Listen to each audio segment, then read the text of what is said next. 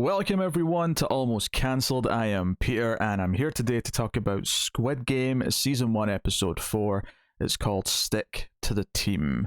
So full spoilers for the episode, and look, the show's awesome, okay? Like one of the weird things about starting these reviews every time is I have to have a bit of a, mystique, a bit of allure, like did I like the episode or not? The show's excellent, so at this point it's starting to feel like I'm just faking misery for a second before I'm like, ta-da, it was great. So, I think what impresses me a lot about this show, outside of just generally handling moments well with direction and the performances and all these things that are adding to the moments working, is how it's doing a great job of sparsing out all of its elements. So that each episode feels like it's giving us new, meaty concepts and new angles and lenses to which to view the situation they're in, so that even, outside of the gimmick part of the show, right, and I don't mean that in a harsh way, but the gimmick part is that there's games that they're going to play, right, but even outside of that, things are super interesting. And I kind of said that last time, but here that drives it up to an unseen level, because arguably the 10-minute chunk near the start of this episode, when they have to survive the night in the bunk bedroom, that is, like, I think that's arguably better than most of the games, if not all the games thus far. I mean, it effectively is a game in and of itself. It doesn't count as one of the six, but it is effectively a game. And it does so much with so little, where right away at the start of the episode, and there's a couple of things obviously to address from the end of the last one with, like 4, 5, 6 is a little, like, he has a sneaking suspicion. He, when Sang-woo says, "Oh, I'm sorry, but you got the umbrella. I should never have said we should split up." And there's a moment of hesitation, and he thinks about it, and there's just a little bit of the seed is there. The seed of doubt is there. And the doctor, which is what I'm going to call the guy who seems to be working with the bad guys, because we find out he's a doctor in this episode, so we got something to call him, which is nice. He is off doing like organ harvesting from one of the victims or something. Like it was hard to tell exactly. I don't know if it was anything specific about who it was, other than just that it was one of the players. When obviously a lot of them are just going into the prize box coffins and going into the furnace. But the thing that this establishes very early on, the next time they're having dinner and they're given like a weird meal, it's just an egg and a bottle of something. And the assholes, led by Snake Tattoo Man, get in line a second time, because there's 2 queues, and they get in the second queue, and they get seconds. So when they get to the end of the line, there's like 5 people left, and there's no more eggs. And yes, when this scene started, I couldn't help but think of Danny DeVito saying, "Would you like an egg in this trying time?" But regardless, and it becomes this fight where, because someone saw them cut in line, points it out, one of these guys who's not had any dinner like yells at him, and Snake Tattoo Man, like, it escalates into a fight. I say a fight, it's an attack. Snake Tattoo Man just kills the shit out of him. Which, I mean, if I have like a critique, if I can critique any of this episode, and this is like the mildest of mild, is that I don't know if what he did actually feel like it should have killed him. Like, I was actually kind of surprised when they went up to him and they went, "Oh, he's dead." I'm like, but like, he didn't hit him in the head, really, I don't think. Or, it was all just kicks to the stomach. And I'm sure, biologically speaking, it is possible to kill someone via doing that. But movies and TV have trained me to just look for certain things and certain signs of death and so on. And part of this is predictable, right? This is something that I could have predicted back probably at the end of episode 1, is that if one of the players dies outside of a game, it'll still count in the same way that it would if they're in the game, right? So it was very predictable, and I don't mean this in a bad way, but it was very predictable that immediately, the thing was going to happen where the number changes, and then the prize money goes up and some more money falls into the big ball. But this is the first time they've thought about this. It's the first time they're seeing this. And immediately it's like, wait a minute, not only is Snake Guy not going to be reprimanded or face any consequences for what he did, it's adding to the prize money, and it's also taking away competition. all of a sudden, all of the more nefarious people in this room who you are sleeping in the same room with have a reason to kill other people with no reason not to, as far as they know. And the tension that's made from this of just the glances around the room, because 456 runs up, Ji-hoon runs up, and I'm trying to kind of learn some of their names, especially since they made a point in this episode of like trying to learn each other's names. So I'm trying to transition, but to the names, but like it's going to take me a little while. But he runs up and he's the one screaming, do something, and that's when he's begging the guards to like do something about the fact that a murder just happened. Someone, like, this is not in the game, which we all agreed to like play with these stakes. Someone just committed murder, and then that's when the noise happens and the money goes up, and it's like, oh shit.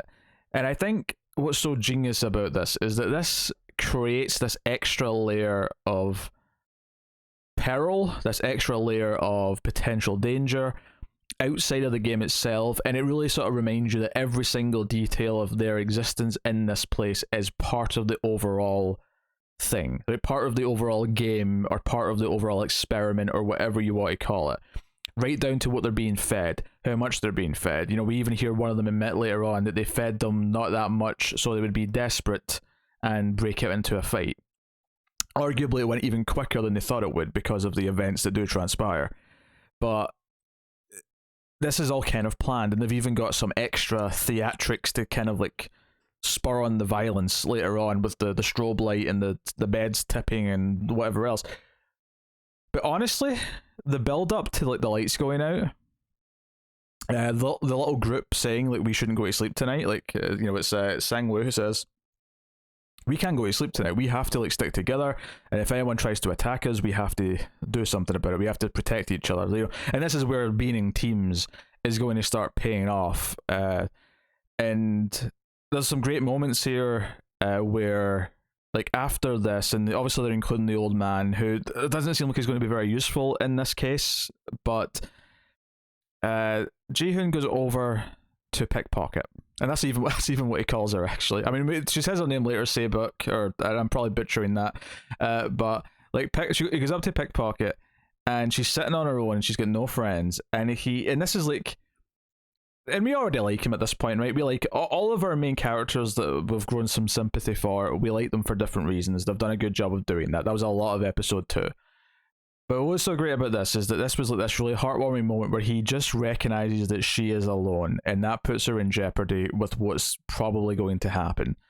And he goes and offers her, like, not even like safety, because he can't guarantee that, but he says, look, you can come with our group, you can fight alongside us, we'll have your back. And he makes a bit of a speech. Very sweet moment, right? It really puts over our protagonist, our main character, as someone likable that for all of his faults, there are some fundamental things that he just has the right attitude towards. And that makes us want to root for him. And obviously, like all of this, I mean, I don't even know if I've talked about this much, but one of the big elements of this show, obviously, is the microcosm like of society, right? The whole idea, if you look at this from an analytical perspective of society, and the idea of like the reason why a lot of these people are in the position they're in is because of capitalism, and that now they're in this extreme version of it, but if effectively it's becoming what capitalism is in the outside. For someone to become successful, others have to fail. And now you have people who are vicious, actually trying to murder the other players to add more money, to take away competition, to just ensure their own success. All of these reasons, and all kind of, you can look at it from, and I'm not going to go into it in too much depth. People with economic and sociology degrees will probably have a much better time of analyzing that than I will, but all of it is there, and you can see how it's kind of this examination of all of those things, and the awful things that people become, just sort of, it's just like taking it and squishing it into a little box and seeing how much more volatile that makes it, and just how much more extreme that makes it. So but then you have a heartwarming moment like this. You have this heartwarming moment where 456 says, pickpocket, come join our group because you're on your own, and because he's worried about her. And I think the build up to the lights going out, and particularly when the lights go out, And there's this moment where everyone's just sort of lying in bed and they're just kind of looking around, and it's very dark. And not only is it really tense, not only does it have a great build up of suspense, but it doesn't shortchange you on the payoff either. When Snake Guy sneaks up on the woman who ratted him out earlier and stabs her in the neck repeatedly with a broken bottle from the earlier scene, it's vicious. She screams in the dark, everyone can hear it. This is exceptionally well done. This is not pulling punches, it's making you feel all of it. And for a show that can feel quite quirky in places, it can feel like it has, weird bits of humor with some of the characters, it then does this, which might be one of the most gut-wrenching scenes of terror. And I didn't really necessarily worry too much about the main characters yet. We're still a little bit early in the season, perhaps, to be killing them off. I suspect it's going to happen, but super exciting. So, but it still was really effective, because even if it wasn't going to lead to the death of one of them, and maybe it could have, maybe there's an argument that one of them could have died here, but even though it didn't, there was still excitement of Pickpocket accepting the offer. And one of the greatest moments in this episode is the moment in this darkness where she's managed to fight off. Luckily, she's got that knife with her, and she's able to fight off Snake Guy for a bit. There's a moment where she runs over to their group, and the strobe light's going so you can see it happening, and it's this kind of not, like I said, heartwarming for when he offered her friendship, or at least if not friendship, at least an alliance. I wouldn't say her coming over here is heartwarming in the same way. It's a very different thing. It's like her showing that she's a character who is determined to be tough and be a loner and to never show any vulnerability, if I say it properly. And part of that maybe because she got out of North Korea, she's trying to get her parents back. Part of this not showing how she's feeling, maybe part of how she had to hide her feelings until she got out, things I don't know. There's a potential read on the character from how she is with people. But her coming over here and admitting she needs help and coming to someone who we do think she can trust, we as the audience think you can trust Ji-hoon, you can trust him. So it's a really nice moment. And it's moments like that were really exciting during this whole fight as it was happening. And there is, a bunch of random red shirts killing each other in the background. It's just chaos. There's a particularly harrowing moment with a woman who's crawling towards the main door and begging for the guards to come in and stop this. And then someone beats her to death with a pipe. Well, I say pipe, it's probably part of one of the bunk beds, because it's not like they have a lot of weapon options here. There's a couple of key things that some of them have because they snuck in with the knife or whatever. But wonderful stuff, absolutely wonderful, in a dark way, but excellent. And one of the guards that come in, and one of the things that I neglected to mention is that our detective character, he actually upgrades. He takes the square mask from the guy who died last episode and swaps it so that he's now a higher rank. And he even uses the "did you forget the rules" when someone questions him, with a lower shape. So a lower ranking shape. But he's in the room actually when they come out to break this up, when the big boss finally says, all right, this ends now, and they come in, take all the weapons. They go over, he goes over to Ji-hoon and actually just quietly asks him if he's brothers. He doesn't say his brother, he just says his name. And this is I guess kind of what prompts his attitude in the next scene where they're all sitting together, where he says, no, we should know each other's names, we should trust each other more. But he says that we don't use names in here, so I have no idea if that guy's in here. I've never heard it because none of us have given our names yet. So obviously different tactics need to be taken there, but I'm excited about the potential help that he might be able to offer the group down the line if he isn't caught. And there's some really interesting stuff with that. Through all this, of course, one of the things so back to the Doctor character, he knows what the next game is. He knows that the night's going to be tough because they kind of tell him when he's done doing his organ extraction or whatever he's doing. And he needs a tough group, so he goes with the assholes, which is what I'm calling Snake Guy's group. Which at this point the mother is also in, right? And she's really happy to be part of the tough group. She's kind of nasty. She's not really sympathetic. I mean, Snake Guy is beyond sympathy at this point. There's no way he's redeeming himself now. He's just too vicious and murderous and everything else. But he goes to them, and even though he's a doctor, they don't want him. It's not until he says he knows what the next game is that clearly he's accepted into the group. So he survives the night. But we do have to talk about the scene before he comes back. Well, first of all, how did they get a message inside an egg without cracking the shell? That's kind of weird, but very talented, this group of people. But the big thing that caught my eye, or more specifically caught my ear, is when the two, so a guard comes, the delivery crew, right? Because, you know, when they're packing up, like, whatever they've taken out of the body or whatever it is, they say, where's the delivery crew? And dude shows up. It says, why are you alone? And he says, 29 didn't show. And we know that's because 29 has transitioned to whoever the square mask number was. So he's went over to a new number. So now 29's just kind of vanished, and it's kind of weird. And there's a trail for this because they know they killed one square. So like, presumably, if anyone looks into this with any, you know, depth, they're going to catch him and catch that there's something. And maybe someone might have already done so, actually, because there's a scene later on when he's in bed and someone's Morse coding with coughing with number 29, so that someone knows that's who he is. Someone knows that, maybe doesn't know he's a cop from the outside, but they know that number 29 has ranked up secretly. So interesting, but that's not the interesting part of this. It's interesting, but that's not what I was getting at. So in this scene, delivery crew, why are you alone? 29 didn't show up. It says, well, you'll have to deliver this yourself. And this guy responds with, I can't go underwater myself. Or something to the same effect. Underwater. I was very intrigued by the use of that word. I mean, it's called Squid Game, and obviously the opening of the first episode kind of like linked it to like a game called Squid Game that kids play. But I'm not saying that I have immediately jumped to there's a squid god that they're sacrificing all these people to, that they have to take like organs down to like offer up underwater underneath the island or something like that. I'm not suggesting anything quite that crazy necessarily. But it's the first thing I thought of as soon as he said that they had to deliver this underwater. I immediately went, is there an actual squid? Is there some sort of like celestial squid, some squid god that's ancient that is making them all like do that? I don't know.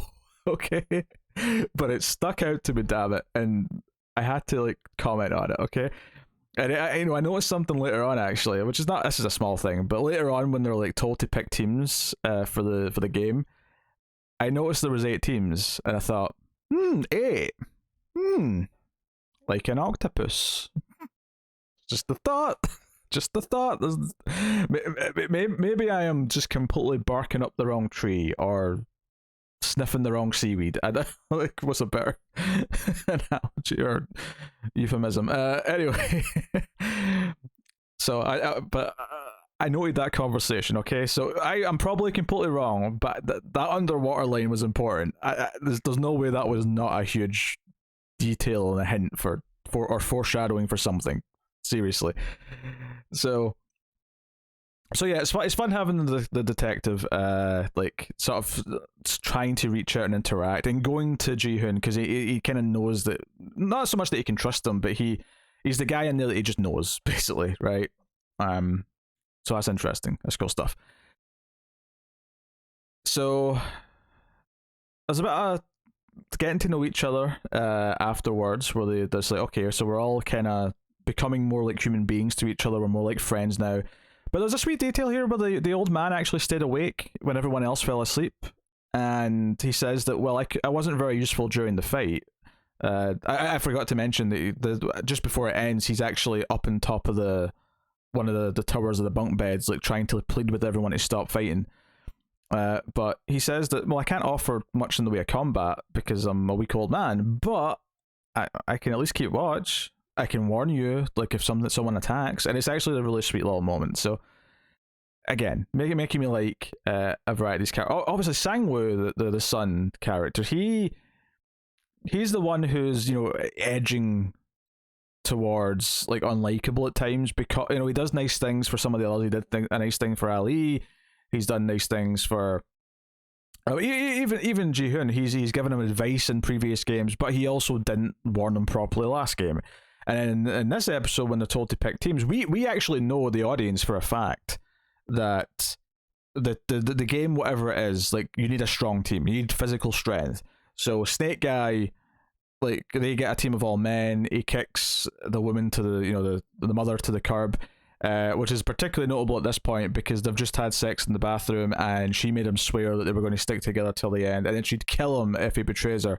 So we might actually get the uplifting moment later in the season where she gets to kill him, potentially, or not. Maybe she'll just fail and it'll be really sad and tragic. But she begs in front of everyone. It's really awkward. But Sang-woo like says, no, we should probably get men because, I mean, we don't know what the game is because he doesn't know what the game is. But typically, men are probably better. And he says this in front of the pickpocket, who actually goes and gets, like, in much the same way that Ji-hoon offered her a group when she looked lonely earlier in the episode. She actually kind of passes that on. She kind of goes up to another girl who's sitting on her own, has survived up until now, and says, or I don't even know if we hear what she says to her, I can't remember, but it's like, she's in the team afterwards. And Sang-woo is a little bitch about the whole thing. He is complaining. He's like, oh, no one wants to join our team now. We've only got 9, but, like, we have an old man and 2 girls. Like, we're a crap team. And then, of course, the one person who is left is the mother. She comes in all, like, fake cheery and signs up. So, like, Sang-woo's just got these little things where he cares so much about winning that he's kind of losing his humanity a little bit, or it's being really tested at times. And there's even a moment in this where he, like, asks a guy to join, but then when he says, my wife's here too, do you have to take both of us? He's like, oh, sorry, we already have too many girls. And as far as he knows at that point, he has 1 girl, out of a potential team of 10 people. So, he's definitely coming across at times as being, and I think that adds into the themes, like the theme of, like, all this, what it takes to be successful in the real world, and the type of monster you might have to become to succeed in capitalism. And then you have this more, like, boxed in, like, constrained version of it in this game where they're being driven to this level of viciousness. It's like you're almost cutting out the bullshit and cutting out the system that pretends that it's not your fault, and cutting out the system that pretends you're not screwing other people over. It's just the way the system is. In this game, it's kind of like forcing everyone who's succeeding to admit, or at least accept, what they're doing to other people to win. In the very game at the end, the tug of war, which it turns out to be, is kind of that. Like, if you're going to win this, 10 other people are going to die. Like, 10 other people have to lose for your team to win. And I was just saying last episode that at some point they're going to pit them against each other.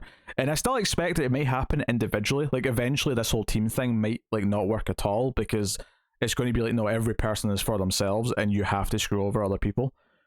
But this is kind of a step towards that. And, they've got these big towers. They're kind of like, they almost look like like a worksite crane with, like, platforms, and there's, like, a sort of industrial elevator that takes them up. And I dug all of this. If I was to make a slight nitpick, much like I did at the end of episode 1, I would say that, the CG for this, because obviously this room's mostly fake, and it's not an infinite pit. Like, there's a floor that you see, like, the dead bodies lying on later, but there is kind of, like, sort of fakeness to the a lot of the wide shots where you can see the big platforms and the big towers going up to them. You can just sort of tell there's a little bit of that, like, uncanniness to the whole image. But it's a minor quibble ultimately. I like the feel and the atmosphere of the whole thing. I especially love the elevator ride up when our main team is going up. Because we see an example of a game first. We see Team Asshole versus, a bunch of red shirts. And of course they win quite easily. These people, they fall off the platform, the guillotine comes down and cuts the rope, and they all fall to the death. And it's super, dark and sad and all that.